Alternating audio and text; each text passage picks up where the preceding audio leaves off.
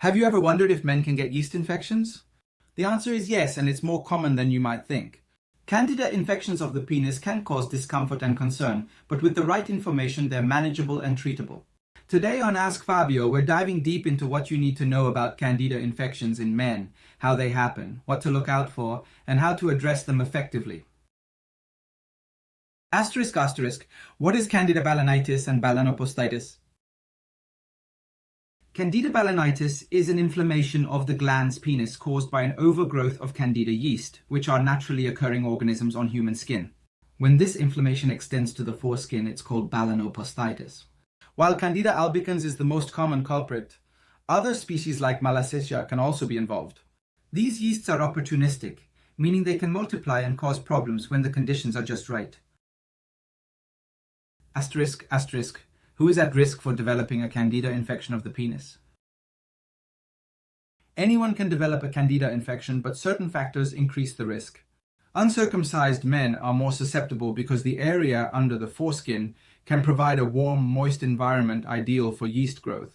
Men with poorly controlled diabetes mellitus are at a higher risk due to elevated sugar levels, which can promote yeast proliferation. Other risk factors include obesity, being over the age of 40, using oral antibiotics, especially certain types like cyclines and third-generation cephalosporins, and corticosteroid use. These medications can disrupt the natural balance of microorganisms on your skin, giving Candida an opportunity to overgrow. For individuals with an intact foreskin, retracting it during urination plays a crucial role in maintaining genital health. Asterisk asterisk. How is Candida transmitted, and can it be sexually acquired? Candida is considered a commensal organism, meaning it's normally present on the skin without causing harm. However, it can be transmitted through sexual contact with an infected partner. That said, you don't necessarily have to contract it from someone else.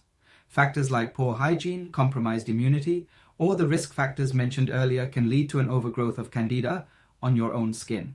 So while it can be sexually transmitted, it's not exclusively an STI. Asterisk asterisk. What are the symptoms of a Candida infection on the penis? Symptoms can vary, but often include itching or a burning sensation in the genital area. You might notice redness or erythema on the glans penis, sometimes accompanied by tiny red papules in mild cases.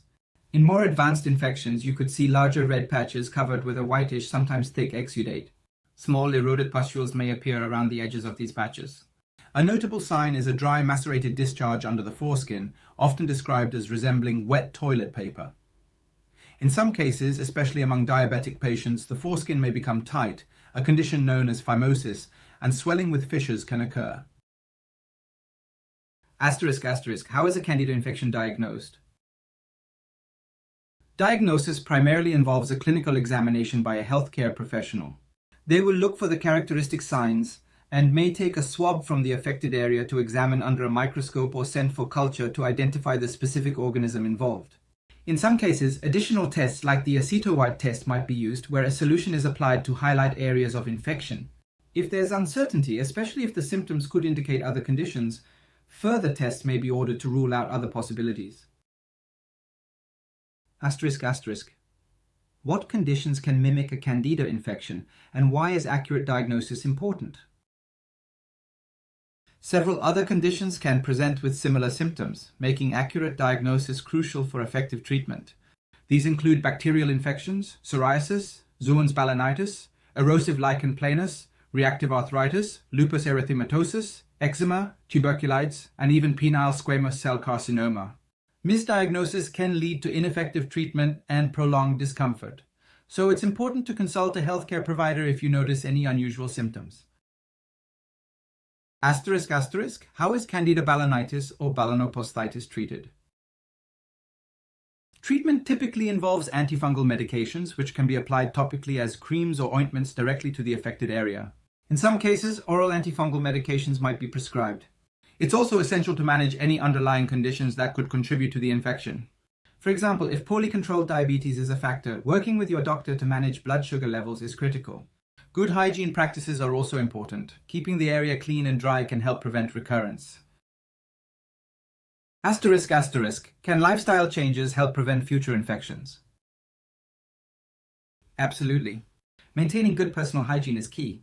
For uncircumcised men, gently retracting the foreskin to clean underneath can prevent the buildup of yeast and bacteria. Managing chronic conditions like diabetes and maintaining a healthy weight can reduce risk. Limiting the use of antibiotics and corticosteroids to when they're truly necessary can also help, as these medications can disrupt your body's normal microbial balance. Asterisk, asterisk, is it necessary to treat sexual partners as well? If you have a sexual partner, it's important to communicate openly about the infection. While Candida isn't exclusively sexually transmitted, it can be passed back and forth between partners. Your partner may also need to be evaluated and possibly treated to prevent reinfection. Asterisk, asterisk, what should you do if symptoms persist despite treatment? If you've completed a course of treatment and symptoms persist, it's important to revisit your healthcare provider. Persistent symptoms could indicate that the infection is resistant to the initial treatment, that there's another underlying condition, or that the diagnosis might need to be reassessed. In some cases, a longer duration of treatment or a different medication might be necessary. In conclusion, remember, Candida infections of the penis are more common than you might think and are entirely treatable. Don't let embarrassment prevent you from seeking help. Your health is too important. If you notice any symptoms or have concerns, reach out to a healthcare professional for guidance. Thanks for joining me on this episode of Ask Fabio. If you found this information helpful, please like, share, and subscribe for more insights into health and wellness. Stay informed, take care of yourself, and I'll see you next time.